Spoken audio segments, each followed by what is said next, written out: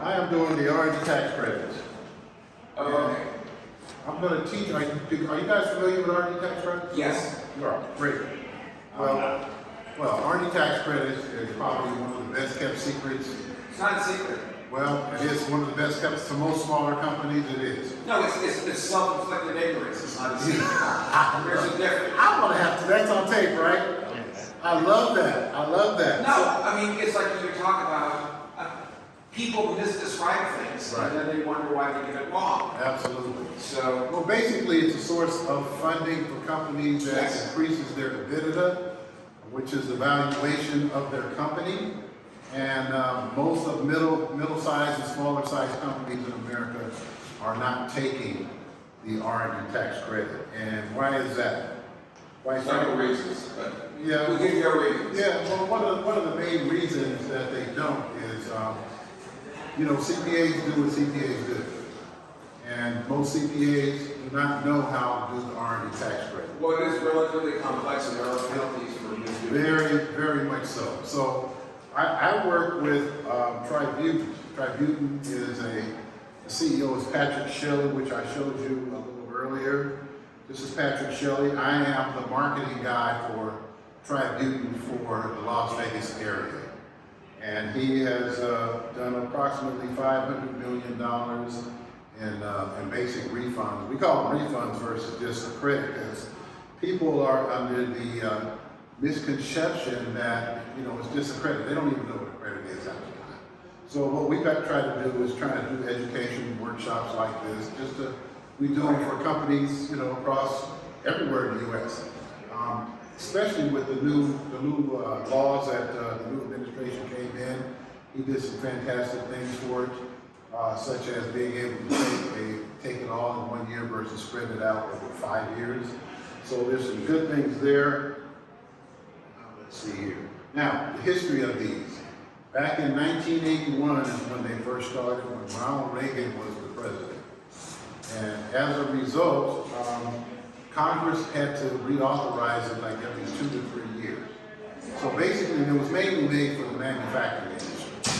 And fast forward to around 2015-16, it became a permanent tax credit. It is not a temporary tax credit like you had with COVID. You had all this money they were giving away, PPP loans and all this stuff. Well, this is not one of those. This is permanent. Last year, I think the amount that was available, let's see, was about $100 billion. This slide is probably about a year or two old. I think about 25 billion was actually claimed from companies.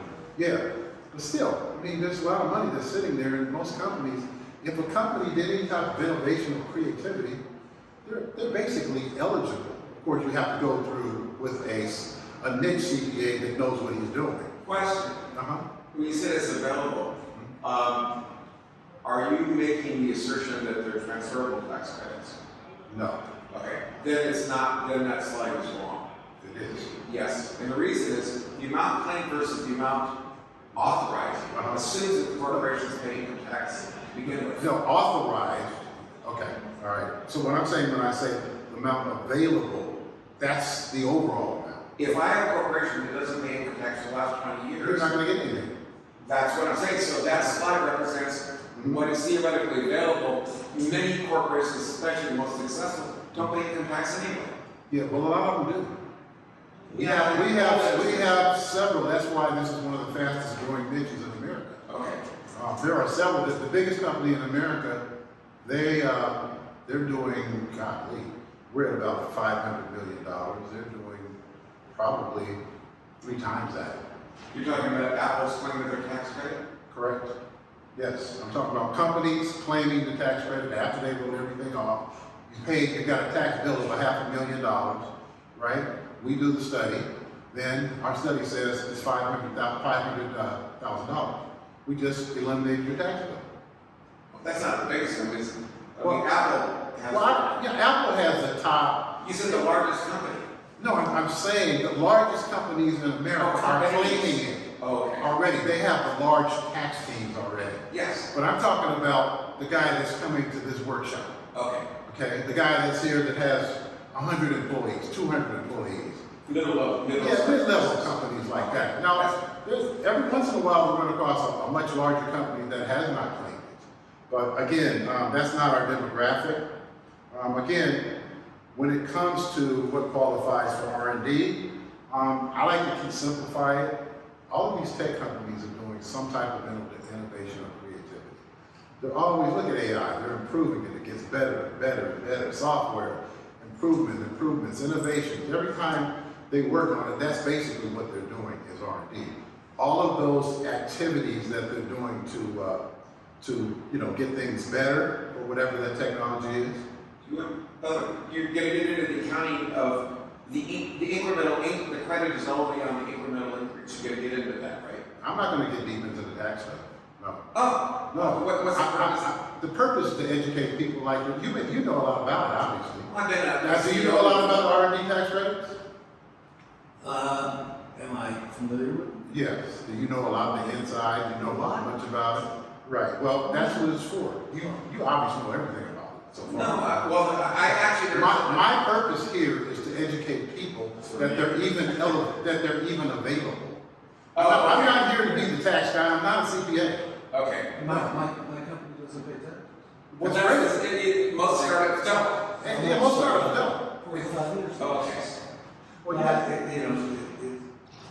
Right. You can take it Right. against your Tax, tax. I know that's why. If you're not paying taxes, then there's no credit to claim. That's the point. Well, there are something called transferable tax credits. Correct. So that R&D I never thought was transferable. Right. Well, you know what? The laws have changed again. All I basically No, it changed your life, sir. I understand. Yeah, it's crazy, right? So all I basically do is educate, Oh, okay. Now I bring it understand. to companies, and see what we got. I set up the meeting with the CPA firm that does exactly what they do, and we go from there. Well, the tax credits. These are some of the industries that are not taking it. Actually, most farming industries are not taking it because they don't know that they're eligible for it. But we have recently done several farms, especially in the state of Nebraska. The state of Nebraska, most of those farms, a lot of them are reporting if they didn't get the R&D tax credits, they were headed to go under. But R&D is saving some of those farms.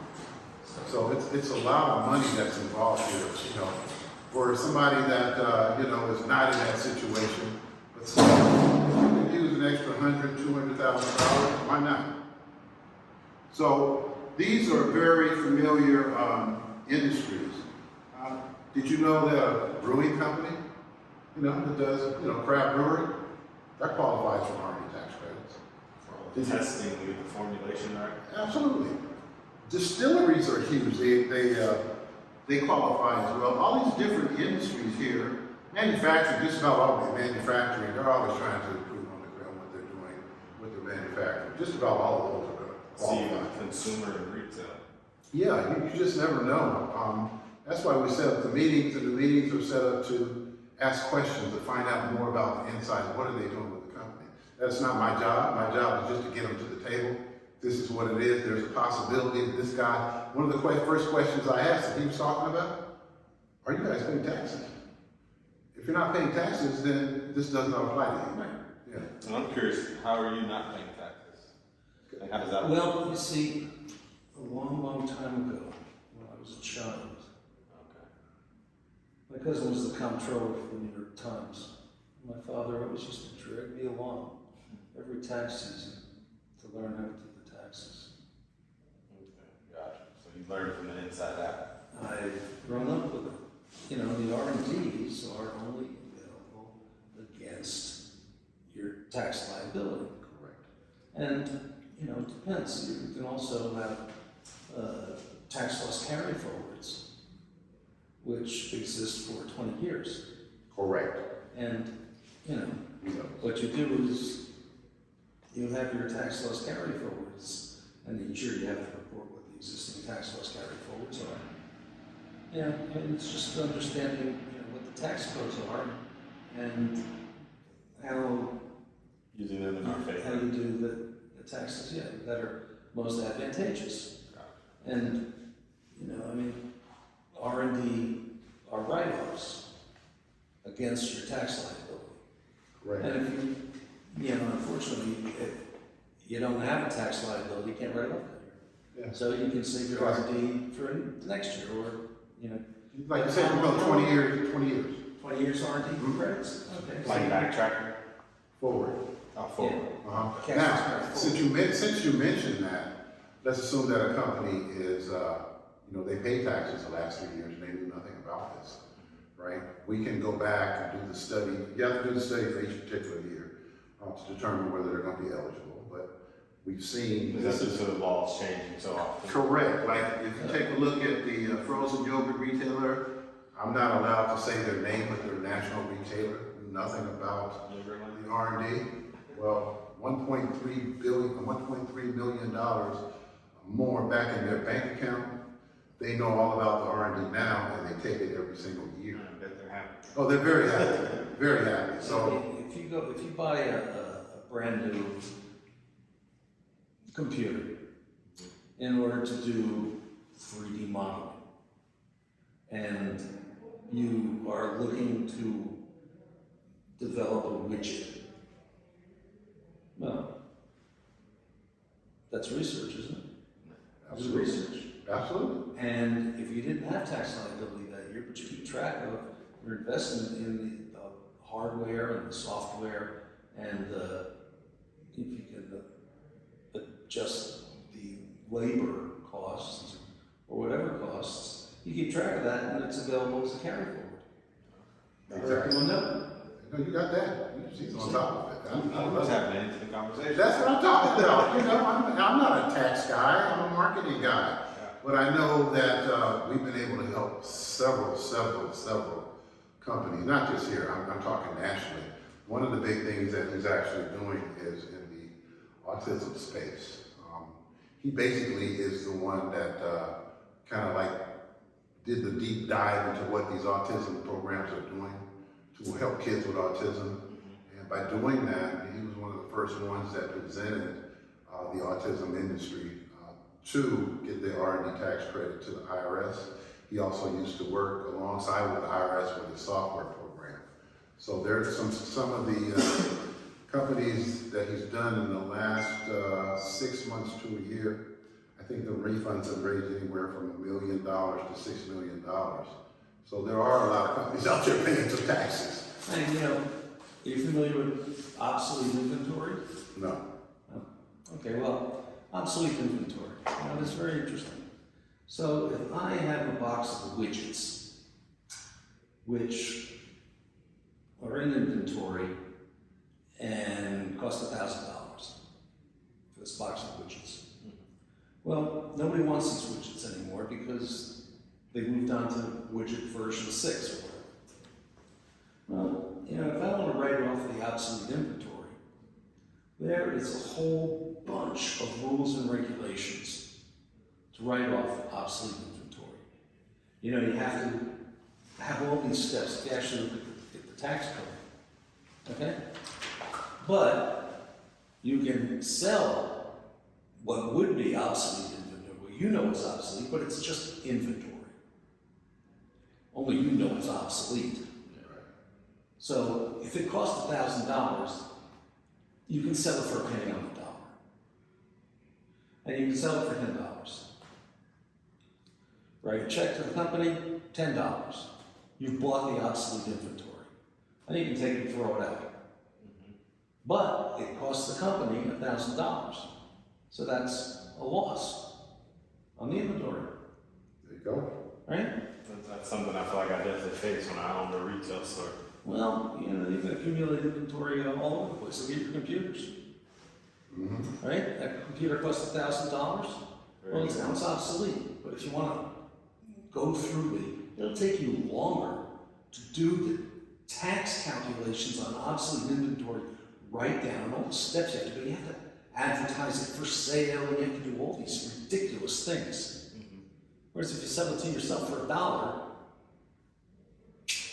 you can take the $1,000 off because you sold it for $999. Sell it from your business here individually. Right. It costs you $1,000. Its inventory is $1,000. You sell it for $1. and you can take $999 on the loss of the sale of that computer. Because technically it won't even run Windows 11, it's obsolete. That's right. But if you actually want to go through the obsolete inventory rigmarole, and let me tell you, look in the tax code of what you have to do to write off obsolete inventory. You have to put it up for sale. You have to do this, you have to do that. Well, just... Is it worth it? It's not worth it, right? But you can take it as a cost against your sales that year, because it's the cost of goods sold.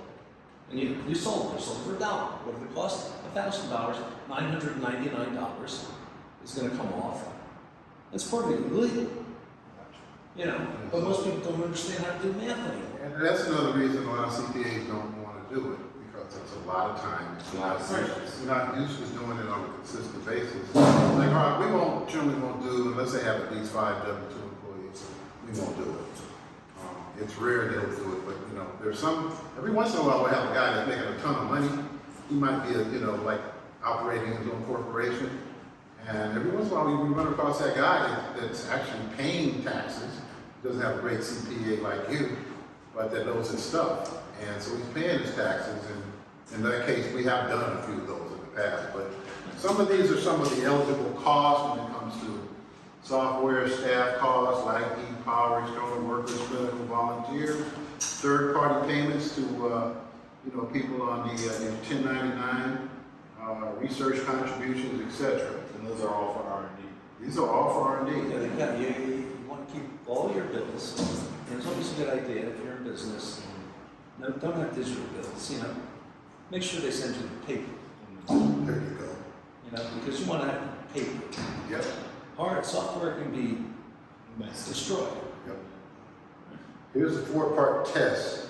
4-part test is for improved products process, technical in nature, eliminate uncertainty, uses process of experimentation, which in the software tech arena, that's kind of like everything is pretty much going to qualify in that arena.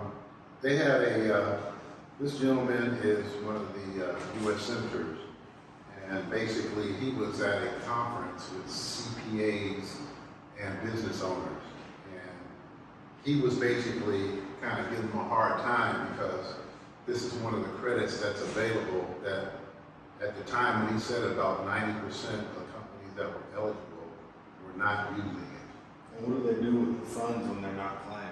That goes back into the budget, I assume, and They start the budget next year bigger or something? not necessarily. You know how Congress is, they're always trying to figure out a way to spend the money. Send it But on average, it's usually about $100 billion. Chuck Grassley. Yep, Chuck Grassley is the one I'm talking about. And he was the one that was giving these CPA firms a hard time. Because, your job is to save a company money.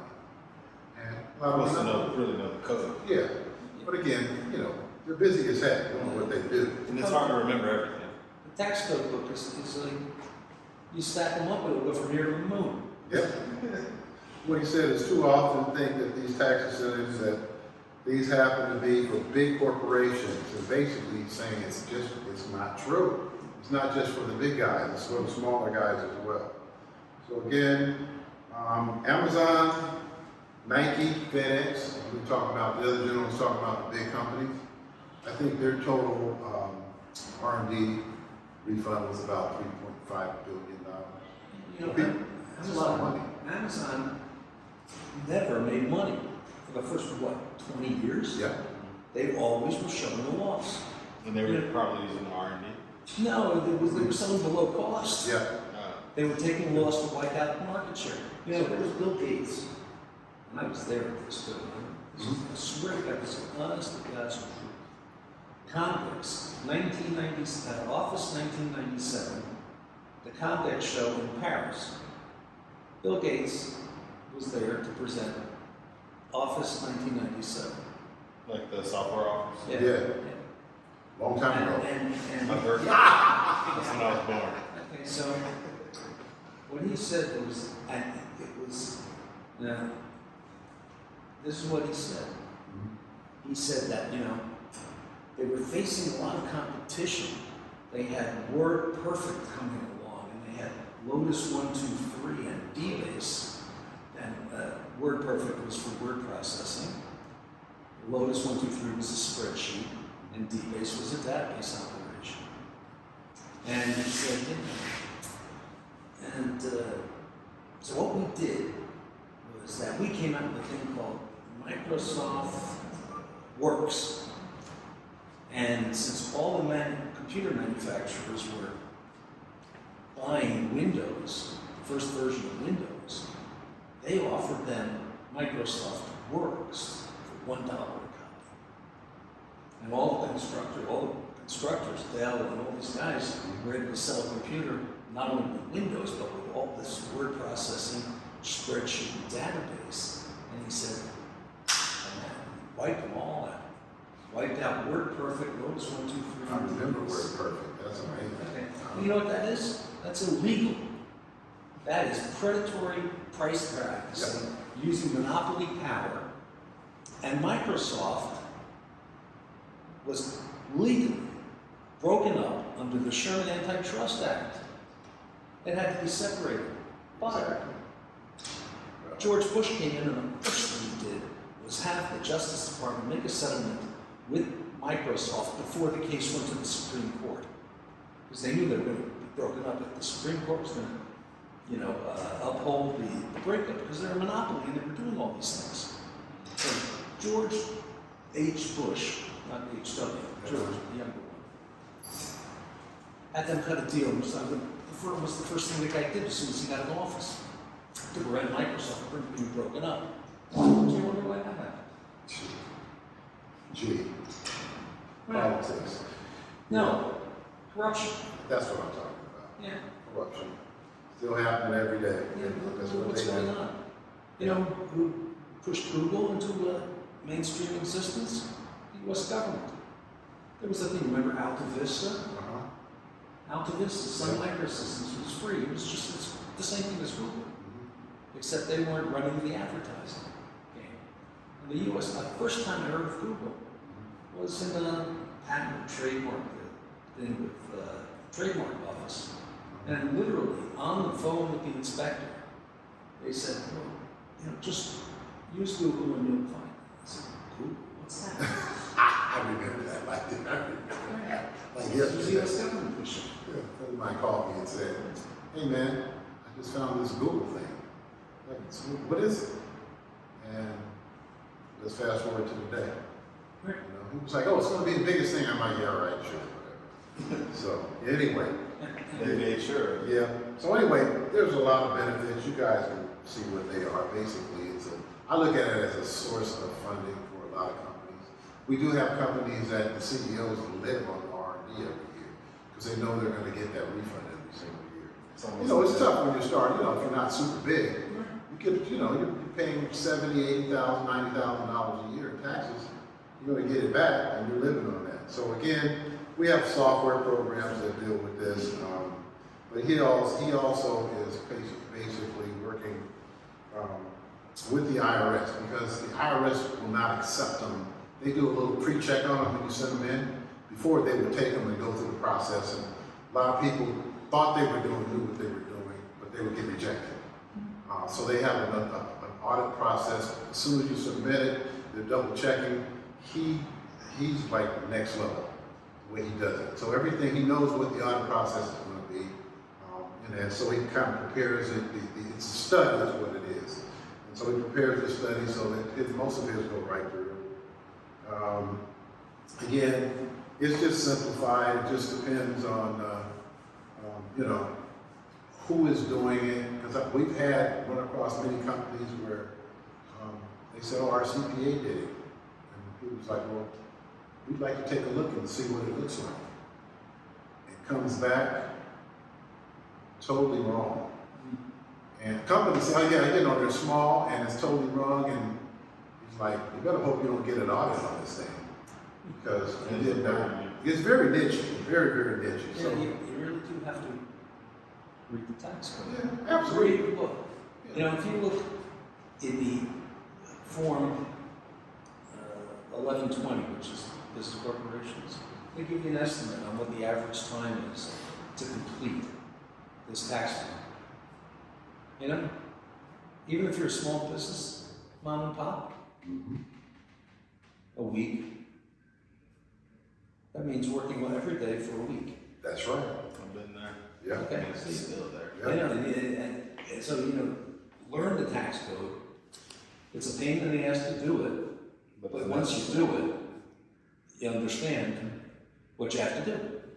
You know, when I think Bill Gates was speaking somewhere, they asked him from the audience, what's the most important thing that we can learn as a company? That's exactly what you just said, learn the tax codes. Right. Period. Right. So that's pretty much it. It's just a quick little overview for, you know, people like yourself that want to learn about it. If you actually, and I'd like to, I don't know if I can shut the tape off. If you have companies that you work with, we should have a conversation offline because there is an opportunity with this to make some nice residual income. So we can have a conversation if you're interested. If not, you know, thank you guys for taking the time. It's the last one. When I'm the last one, I usually have, I think I had 2 people last month, which is fine. No big deal. You know, I love coming down here and the contact that I meet in Tech Alley is just next level. So again, Still gotta show up. absolutely. So I appreciate you guys taking the time to join us. I appreciate it. And we're gonna rock and roll I'm definitely and get out of here. All right, cool. Read the tax code.